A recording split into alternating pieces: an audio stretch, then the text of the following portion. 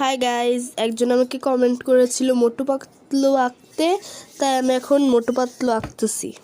তো প্রথমেই মোটুর পুরো বডিটা এঁকে নেব, আর ওর হাতে ওর প্রিয় সিঙ্গারাটা এঁকে নেব।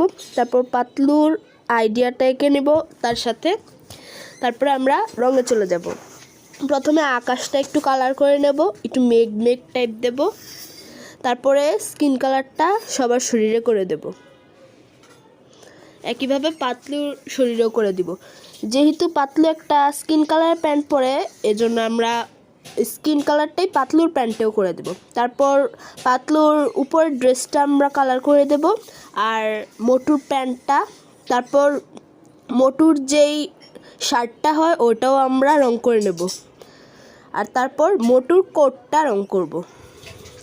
আউটলাইন করার পর মাটিটা এঁকে ফেলবো, আর আঁকা হয়ে গেল আমাদের